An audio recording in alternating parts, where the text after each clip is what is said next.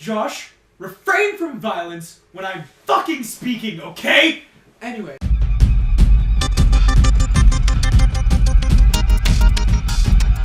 Hello and welcome to the Nerd Table. It's been about 5 or 6 episodes, so we thought this would be a great time to introduce ourselves. So, yeah, finally.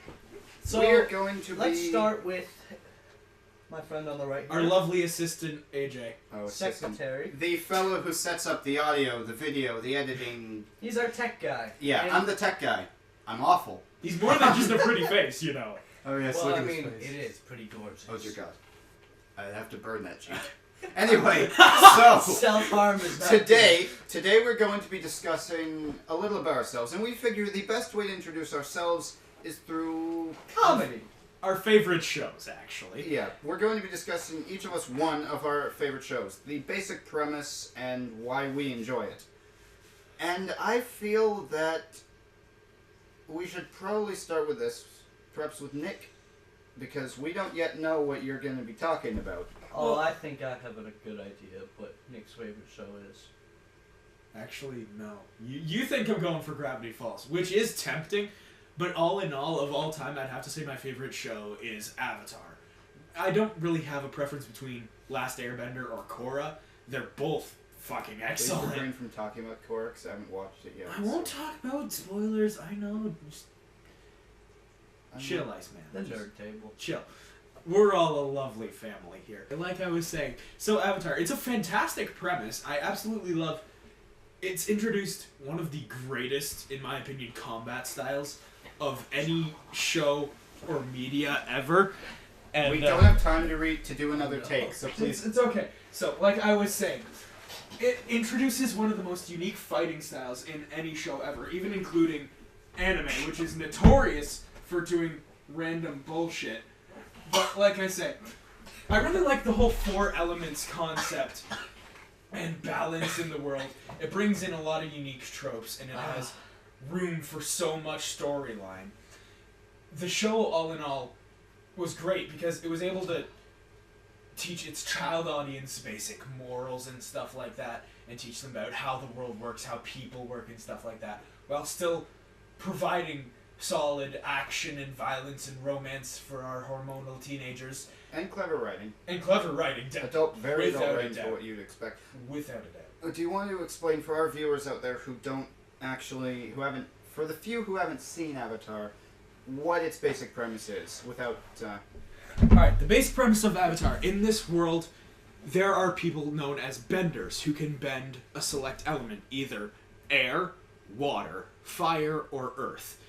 Along with this, there is also an avatar who is capable of bending all 4 elements. Now, since the avatar is hugely powerful, there can only be one at any given time. it's sort of like the Slayer in the Buffy universe, for those who know, where basically there's one in every generation, and upon the death, Upon the death of the old one, a new one will rises. reincarnate, sort of. The Will difference... reincarnate the / difference is- be a new one. It is a new life in Avatar, meanwhile with Buffy it's just a different person with the same powers. Yeah. But, along with this, the first series, Last Airbender, follows an Air Nation avatar named Aang. Basically, what's happened to Aang was 100 years ago, the Fire Nation decided to declare war on the rest of the world and spread their culture to the Earth Kingdom by creating colonies. When the previous avatar died and Aang found out, I'm going to have to stop the Fire Nation single-handedly, and I'm friggin' 12, he was terrified, so, as a child would do, he tried to run away. When he did, he was caught in a storm, and a power of his called the Avatar State kicked in, causing him to freeze himself in a gigantic ball of ice for 100 years. Upon waking up, he's found by Katara and Sokka, who are 2 Water Tribe children, who will join Aang on his journey to become a fully realized Avatar and defeat the Fire Nation before they can conquer the world. That's the basic premise of it. What's the ship name for Sokka and Suki? Sokka and Suki, there isn't one really. Oh, I want a ship name because I support it. Suka. Josh, you're not a part of this. Sokka. Anyway. Ahsoka Tano? Dear God. Sokatoa. Oh, fuck math. Anyway.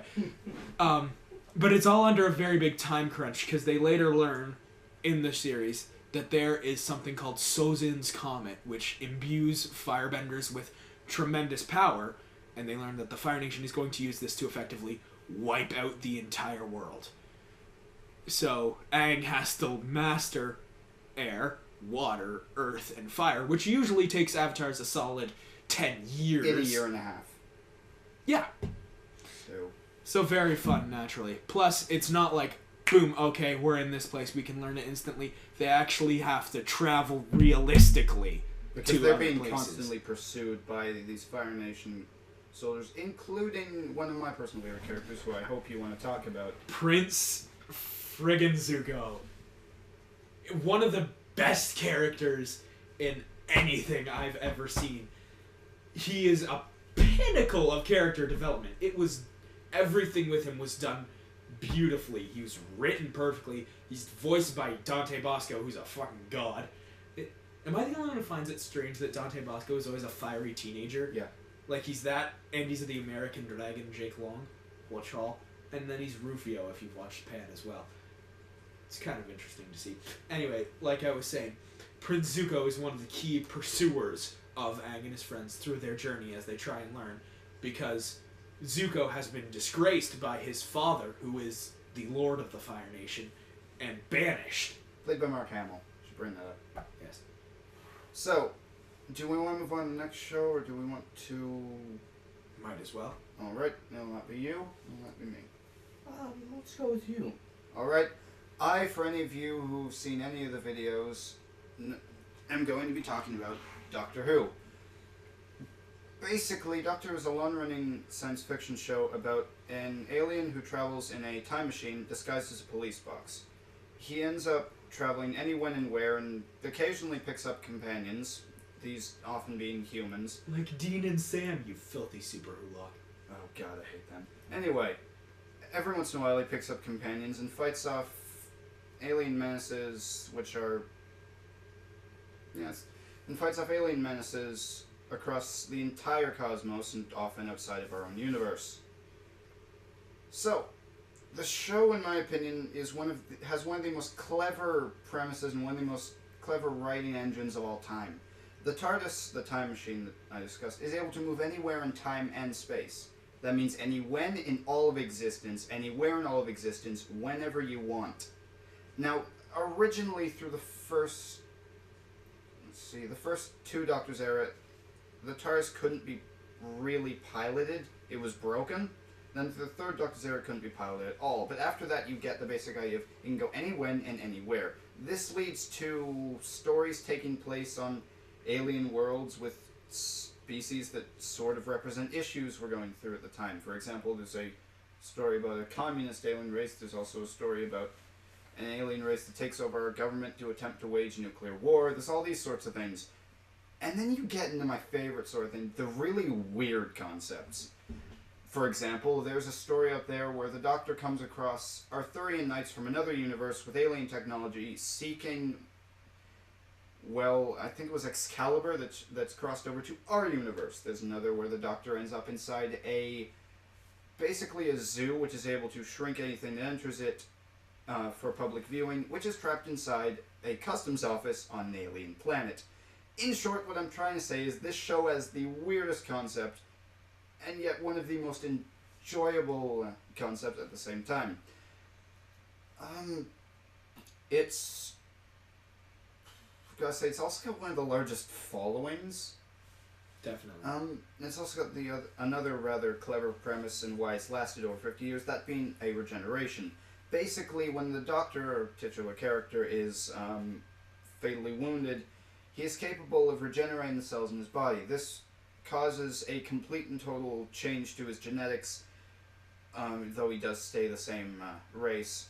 And this does also cause a change in personality, which means whenever they want to switch an actor with a new one, whenever an actor wants to leave the role, they can simply bring someone new in. Though there is a limit, but they've broken this limit, so we're going to skip over that. So between these two incredible writing concepts and the just vast number of episodes that can be... the vast number of concepts that can be explored, I personally find it to be my favorite show of all time. So yeah. So I guess that leaves me. This episode is being filmed on the 22nd. Yes. Tomorrow's the Jinx, bitch. So- Anyway, continue, Josh. Power. Hey! Don't break the jinx or I get to punch you. So, previously, I would have said Daredevil. Marvel's Netflix series, released earlier this spring, would have been my all-time favorite. And then I binge-watched Jessica Jones, released at 3:01 a.m. on Friday. I'm still recovering from that coma. Yeah, I was a personal witness to it. I endured his Facebook messaging the entire time. It was quite the endeavor. I'm tempted to pull it up, but I'll spare them. I'll spare them. Jessica Jones is one of Marvel's newer TV shows, the newest one. It's phenomenal. It's one of the greatest TV series about superheroes that I've seen in a long time. And everyone's gonna bitch at me like, you only talk about the Marvel ones. I love The Flash and I love Arrow, but I don't have cable, so I have to wait to watch those. Whereas Cable's a bit obsolete now. doesn't matter if you have cable or not with Daredevil or Jessica Jones because it's all released at the same time. So, Jessica Jones, one of the reasons I love it is because of David Tennant's. Oh, yes. David Tennant does such a phenomenal job with his character, Kilgrave, or the Purple Man, if you want to go to the comics. But, Kilgrave, who has the power to control or influence the people around him to do whatever he wants. Think sort of like for you Doctor Who fans who are watching the 10th Doctor, but with the intent and abilities of the Master. So, one of the quotes, this is not a spoiler, one of the quotes that is said is, Yeah. if I don't return in 2 hours, please remove the skin from each other's faces. That just goes to show you how dark that David Tennant goes on this, and it really makes you feel for the guy. Not the quote, but David Tennant's character is one of those few villains that you can feel, you relate to it. According to Josh, when it first came out, the quote did make him feel for it, though. Just full disclosure. And you're free from your jinx now, because I'm merciful. But another reason I love it is because, let's talk about the other superhero shows we have. We have Agents of S.H.I.E.L.D. Nice. Flash. I stopped watching after episode 5. Agents of S.H.I.E.L.D. Flash, fantastic. Yeah, Arrow, fantastic. Supergirl, Daredevil, fantastic. Jessica Jones, fantastic. Jessica Jones is one of the only superhero shows that goes back to stuff like Buffy the Vampire, where it's such a strong female leading show that you're in awe. Like it's one of the, they make characters that you would think, like Marvel's next series is Luke Cage. Luke Cage, right? Yeah, Luke Cage plays a side character in here that it's so phenomenal how they can set that up and still make you feel more for Jessica Jones. And I guarantee you, they're gonna make you feel more for Luke Cage in Luke Cage's series. It's such a phenomenal way that they did it, and it's dark, but not dark like Daredevil. It's psychologically thrilling. Yeah. It's in your head, and it's nicely so fantastic. I haven't seen any of it. I haven't seen a single episode, but from what I've heard and from thinking just of the concept of someone with absolute, unlimited, hypnotic power is just terrifying. Yeah. It's so phenomenal. Based on Brian Michael Bendis' Alias run, it's such a faithful adaptation, and when it ended, I was so upset that it was over and I had to wait. But, God, it was such a good show, and it really reflects what Marvel's doing with their Netflix properties. Definitely. But that's a little bit about our TV series. Yeah. So, we've pretty much completed. One last thing that... do we just want to talk about one specific episode or one specific... I was going to say, we've cut this very soon. We barely got off track at all this time, aside from me strangling Josh. So, do we just want to discuss our favorite maybe episode or concept that's been done? Because I touched on premises, but not... We could touch on other shows as well. Or even video games if we wanted. I'd say video games Let's we'd say have to video split for a games for another separate episode. episode. But I like AJ's idea of going with an episode or a specific point in the series. Alright. Let's again start with Nick. Again, starting with Nick, naturally, because I had no preparation whatsoever. Let's see. One of the greatest points in Avatar, in my opinion, I'm gonna warn you, this is going to be a spoiler right now for anyone intending to watch Last Airbender, is towards the end of the second season, where going back to Prince Zuko, throughout the entire second season, he's been questioning his morality, whether he should be trying to regain his honor and go back to the Fire Nation, or whether he should just abandon it, like his father burnt half of his face off. Do I really want to go back to this guy, or should I just take what I have and be free now with my uncle? And gathering towards the climax of the second season, Zuko's younger sister, who is the current princess of the Fire Nation, comes to the Earth Kingdom where he is and offers him, help me capture the Avatar here and I'll bring you back and you can have your full honor restored and everything. And you'll be hailed as a hero. So we get to see the full conundrum of Zuko, especially in one scene where he's broken away from the Fire Nation and set with Katara, who's on Aang's side, and you see truly his conflict of he has no idea what to do.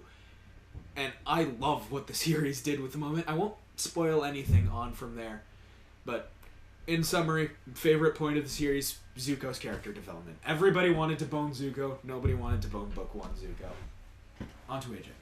Right. For me, it's difficult with Doctor... Well, I broke. Picking a specific episode, but personally, as it's the most recent for me, I want to talk about the evolution of the character of Clara Oswald, who we've seen through seasons 7 through 9. And Nick... I don't like Clara that much. I I'm could be wrong. I'm about to spoil everything. That's fine. I don't care. I haven't seen. All right. Full disclosure, I haven't seen any of Capaldi's stuff, so All right. I know He's there's a so lot. much better than Smith. I know there's a lot of Clara stuff in there. So From what I've basically, season 7, you start with a blank slate. The whole idea is that Clara Oswald ends up at some point intersecting into the Doctor's timeline to the point where she's literally... There's a point in history where she's saving the Doctor in each incarnation. It's messy, and I don't like the plotline to it. It's just weird, but you get into season 8. They give her a personality. She's very controlling. She wants to be involved a lot with these sorts of things. And as season 8 goes on, you get more and more of her emulating qualities of the Doctor. This continues in season 9, and she, like, for one, in season 8, there gets to a point where her boyfriend is just, he dies. And, of course, there comes a point where she doesn't care that the Doctor was involved in it at all. She keeps traveling with him, and she accepts it's happened, but she continues to travel and doesn't change at all. It continues to go on. She begins to emulate more qualities of the Doctor, to the point where she's putting herself in harm's way simply to defeat these alien menaces, because it's like a drug to her at this point. And the most recent episode, everything paid off.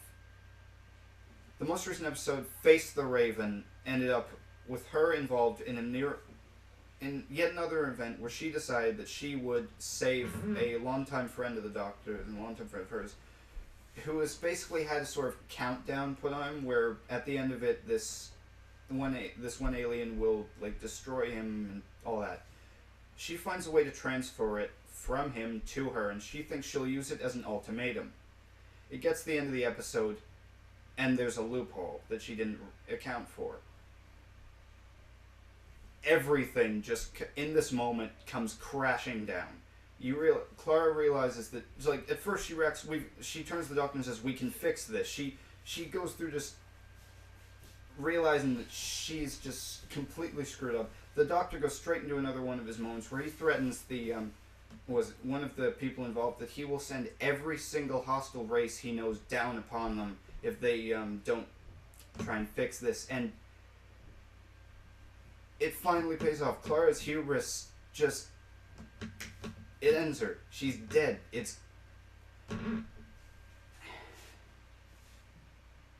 just, in my opinion, one of the most clever things they've done with a companion.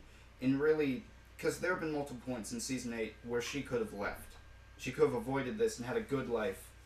but instead she just kept going until it destroyed her. And so, in my opinion, despite a couple rocky episodes here and there, it's one of my favorite points so far in Doctor Who. Alright, on to Josh. I'm going to go with something much shorter and much less spoilery because it is such a recent series. I don't know the exact episode, but one of the characters, Patsy Walker, is Jessica Jones' lifetime friend and almost family member. Alright. Controlled for a split second by Kilgrave to put a bullet in her own head. Unfortunately, her gun has been waterlogged, so she spends 5 minutes trying to put a bullet through her forehead with her hand. And this is one of the more brilliant parts of the series. They can find a way to get around some of these things. Jessica Jones comes and finds her screaming she has to put a bullet in her head.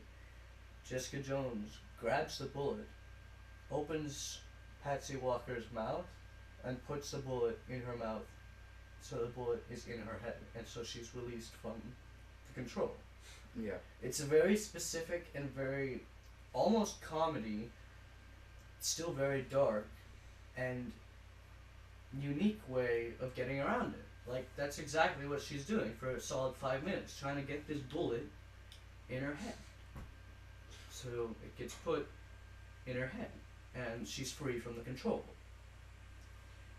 Jessica Jones frequently says that having Kilgrave in control is like being raped over and over and over again, as she is not in control of any of her situations or feelings. And you can really get to feel hatred for Kilgrave until you see his side of the story, which I won't get into. But that is one of my all-time favorite points in the series, where such a clever way of getting around it, and almost comedy, still very dark, and very, you can see in each of their faces how much it hurts to know that people who are basically sisters had to just watch the other one repeatedly try and force a bullet into their own skull, and have to find a clever way to do that to their own sibling without actually killing them. That is one of my favorite points, because it's dark yet heartfelt yet comedic, and it just brings it melds all of those things into one so quick scene, and it's almost heartwarming for a dark show about rape and murder and mind control. But that brings me to an end. So then, you want to close this one off, Nick? I have to say, this was one of the most organized episodes we've ever done. Yeah, I think it's because we didn't have things on the table. We didn't have stuff to play with. Yep. Yeah. So, My arms in are closing, you now know a little about us. You have some idea that I'm sure you can grab from these being our more favorite shows. You can have some idea of how we tend to enjoy our entertainment, which will help you in the future, hopefully, to understand why we think certain things about certain products, stories, those sorts of things.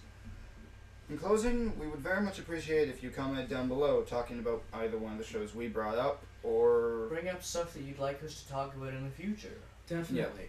Like, say you want us to do a Scooby-Doo episode. Comment, do a Scooby-Doo episode. And then we'll do a Scooby-Doo episode. Comment, Yep. do a Scooby-Doo cover, and we will absolutely do the Hex. I know the guitar tablature for it. If we bring in my electric, I can... And you know what? Got us fucking AJ can covered. hit those high notes. oh dear God. AJ? So, in closing, if you'd like to subscribe, please do.